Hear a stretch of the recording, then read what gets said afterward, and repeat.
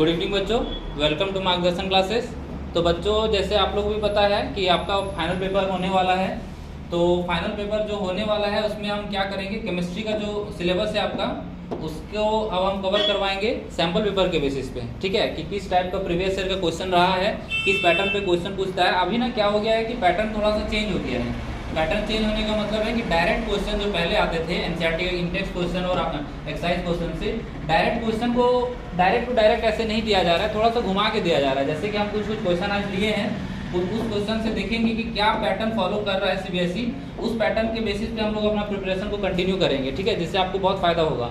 First question है हमारा यहाँ पर, फर्स्ट क्वेश्चन है decomposition reaction require energy either in form of heat और लाइट और electricity for breaking down the reactant.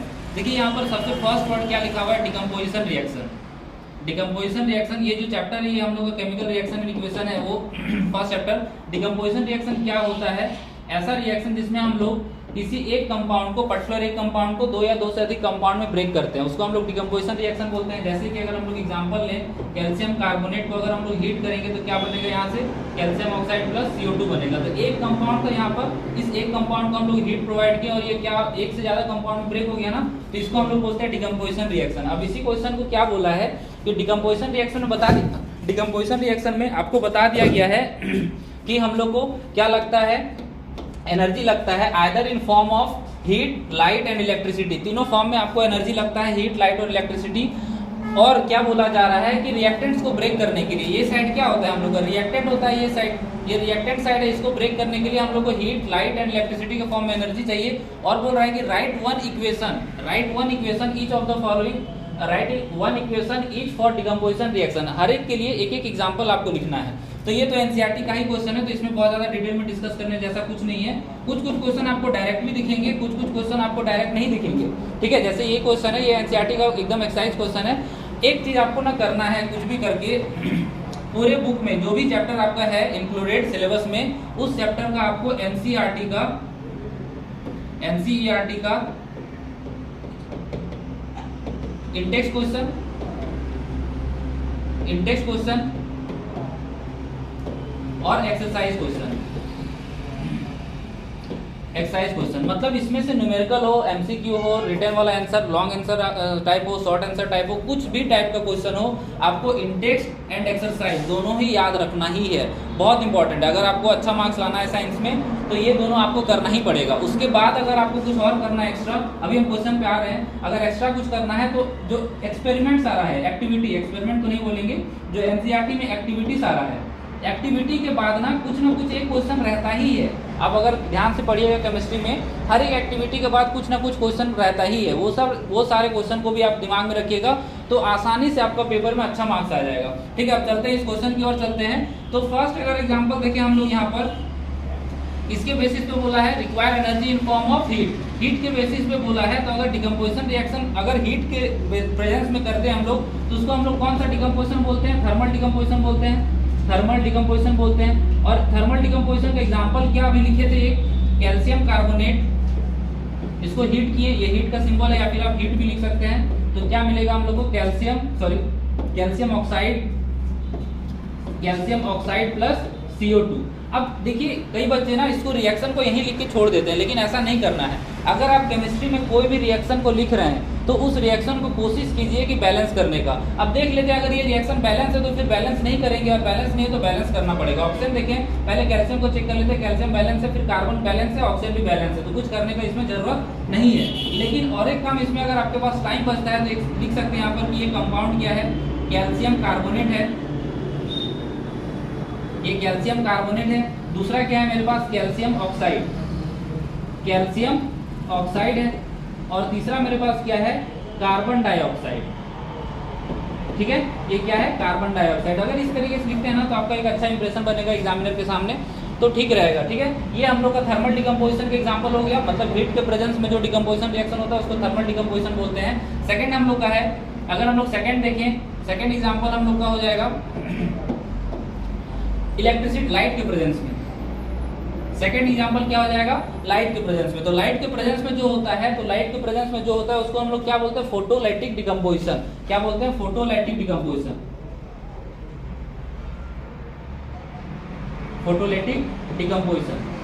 ठीक है, अब ये फोटोलिटिक डिकम्पोजिशन का एग्जांपल अगर हम लोग लिखें तो सिंपल AgBr, ठीक है, AgBr यहाँ पर सनरेज लिख सकते हैं आप, तो ये किस में ब्रेक हो जाएगा, सिल्वर प्लस ब्रोमीन में ब्रेक हो जाएगा। ठीक है, तो ये हम लोग का हो गया फोटोलिटिक डिकम्पोजिशन का।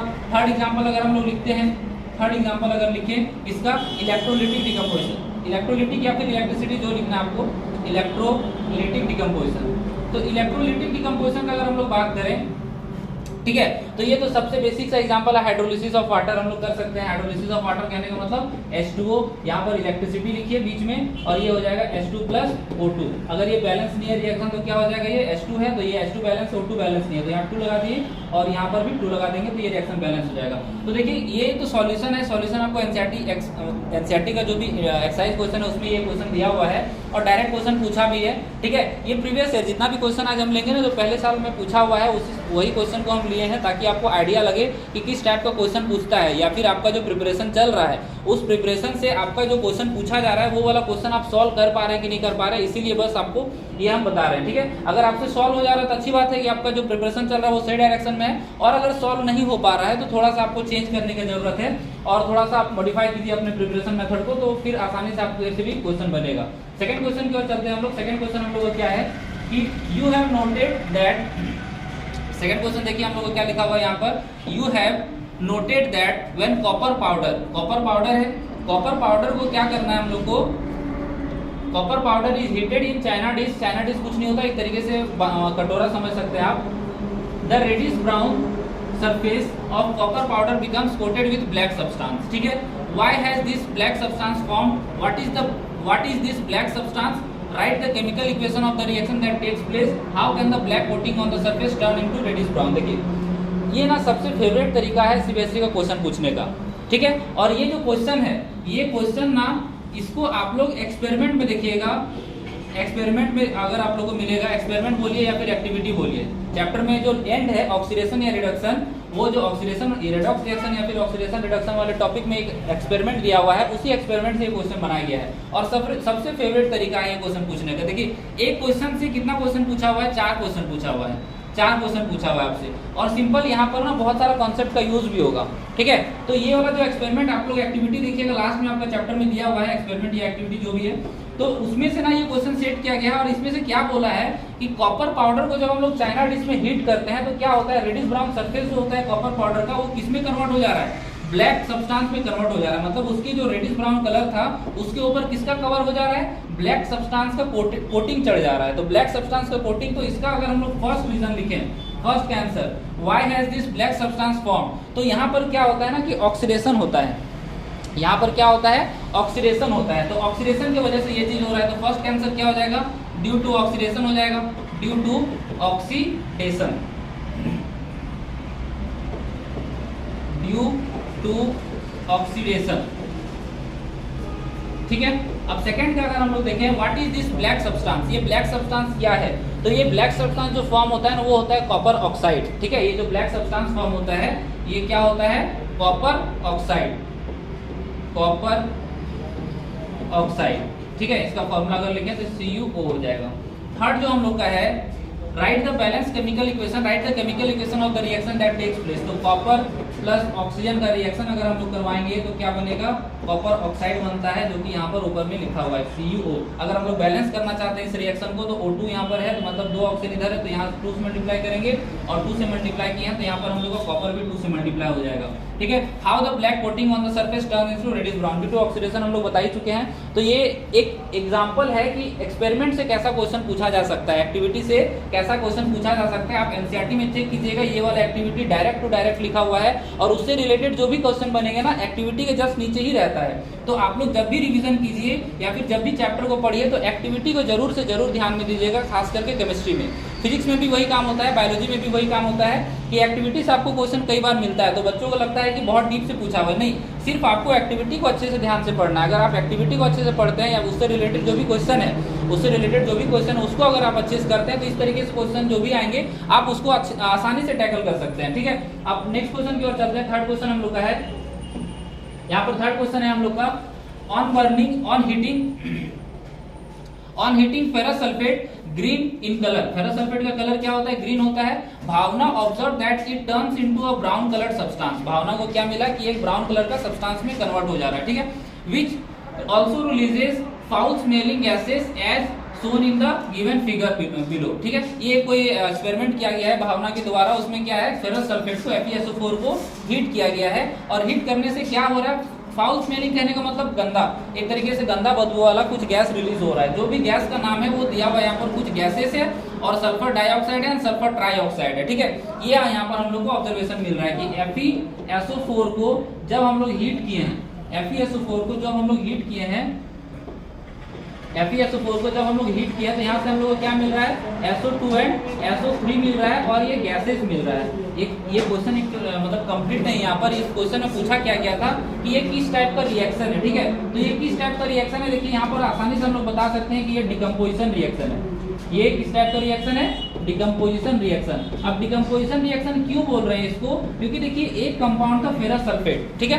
फेरस सल्फेट को हम लोग हीट किए और क्या अलग अलग कंपाउंड बन रहा है कि नहीं बन रहा है, सल्फर डाइऑक्साइड और सल्फर ट्राइऑक्साइड बन रहा है। तो एक कंपाउंड को हीट करने से जब एक से ज्यादा अधिक कंपाउंड बनता है तो उसको हम लोग क्या बोलते हैं, डिकम्पोजिशन रिएक्शन बोलते हैं। और मजे की बात ये है कि ये एग्जाम्पल भी मतलब ये क्वेश्चन भी एनसीईआरटी के एग्जाम्पल से ही लिया गया है, एनसीईआरटी के एक्टिविटी से लिया गया है, एग्जाम्पल से नहीं एक्टिविटी से। तो एक्टिविटी बहुत इंपॉर्टेंट है एनसीईआरटी का।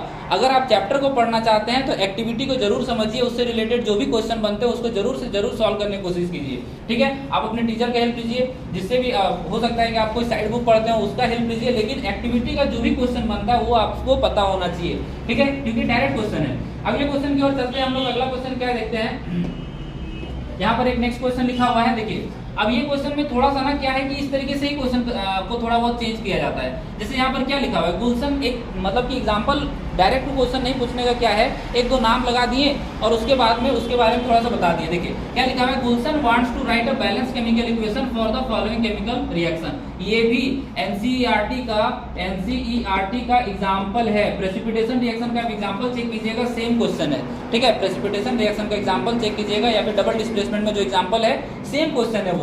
डायरेक्ट टू डायरेक्ट अगर आपसे एक्सरसाइज का क्वेश्चन या फिर इंडेक्स का क्वेश्चन नहीं पूछा जाएगा तो एक्सरसाइज मतलब कि एक्सरसाइज और इंडेक्स के अलावा जो एग्जांपल्स है एनसीईआरटी का सारे रिएक्शन का, कॉम्बिनेशन रिएक्शन का, डिकम्पोजिशन का, डिस्प्लेसमेंट का, डबल डिस्प्लेसमेंट का, जो भी रिएक्शन है उनके जो भी एग्जांपल्स है आपको लर्न मतलब उनको एकदम मतलब पूरे मन से याद करना है कि ऐसा ना हो कि कुछ भी छूटे। वो सब चीज तो आपको पता ही होना चाहिए। उसके बाद एक्टिविटी पे आ जाइए। अब क्या बोल रहे हैं इस क्वेश्चन में कि ये कुछ भी है, यहाँ पर जो भी लिखा हुआ है इसमें गुलशन एक नाम है, एक लड़का का नाम है या जो भी नाम है, ये क्या चाहता है कि ये इस रिएक्शन को बैलेंस करना चाहता है, ठीक है। यहाँ पर तो ऑप्शन है तो ये आसान हो जाएगा क्वेश्चन, क्योंकि हम लोग इसमें भी चेक कर सकते हैं कि कौन सा बैलेंस रिएक्शन है और उसको हम लोग टिक कर सकते हैं। अगर ऑप्शन नहीं होता तो ये सब का फॉर्मूला आपको लिखना पड़ता, ठीक है। ऑप्शन नहीं होता तो फॉर्मूला लिखना पड़ता है, और फॉर्मूला कई लोगों का बहुत मतलब कि याद नहीं रहता है, तो फॉर्मूला में भी थोड़ा बहुत ध्यान देना पड़ेगा। जैसे कि अगर हम लोग बेरियम क्लोराइड का बात करेंगे तो क्या हो जाएगा, BaCl2 हो जाएगा। एल्युमिनियम सल्फेट का बात करेंगे तो क्या हो जाएगा, Al2SO4 होल थ्राइस हो जाएगा। तो इस तरीके से फॉर्मूला आपके दिमाग में होना चाहिए। बेरियम सल्फेट BaSO4 हो जाएगा, ठीक है। और क्या है, एल्युमिनियम क्लोराइड AlCl3 हो जाएगा। ये चारों फॉर्मूला अगर नहीं होता एमसीक्यू में, मतलब कि ये ऑप्शन सारे नहीं गिवन होते, तो हमको फॉर्मूला याद होना चाहिए था, और फॉर्मूला याद नहीं रहता तो क्वेश्चन छूट जाता, कोई ऑप्शन ही नहीं है फिर उसके पास, ठीक है। अब हम लोग सीधा ऑप्शन पे चलते हैं, देख लेते हैं कौन सा बैलेंस्ड है, उसी को टिक कर देंगे। जैसे कि यहाँ पर देखिए, अगर पहले बेरियम का चेक कर लेते हैं, इधर 3 बेरियम है, इधर भी 3 बेरियम है, एल्युमिनियम इधर 2 है, इधर भी एल्युमिनियम 2 है। अगर हम लोग सल्फर का चेक करें तो सल्फर 3 है यहाँ पर, और इधर भी सल्फर 3 है। क्लोरीन अगर देखें तो क्लोरीन मेरा यहाँ पर 6 है, इधर साइड में क्लोरीन 6 है। ऑक्सीजन यहाँ पर 4 3 12, और इधर साइड में ऑक्सीजन 4 3 12। तो ये तो फर्स्ट हमको सही लग रहा है, फर्स्ट हमको सही लग रहा है। बाकी तीनों देखते हैं गलत क्यों है। पहले लास्ट वाला चेक करते हैं। बेरियम यहाँ पर 1, बेरियम यहाँ पर 1, ठीक है। एल्युमिनियम 2, यहाँ पर देखिए एल्युमिनियम 1 है, तो ऐसे ही गलत हो गया, क्योंकि एल्युमिनियम यहाँ पर 1 है, यहाँ पर एल्युमिनियम 2 है, तो ये लास्ट वाला ऑप्शन ऐसे ही गलत। सेकंड ऑप्शन पे चलते हैं, बेरियम 1, एल्युमिनियम 2, एल्युमिनियम 2, और उसके बाद से सल्फर 3, यहाँ पर सल्फर 1 है, सल्फर यहाँ पर 1 है, देखिए यहाँ पर सल्फर 1 है, यहाँ पर सल्फर 3 है ना, ब्रैकेट के बाहर 3 मल्टीप्लाइड है, तो सेकंड वाला भी गलत हो गया।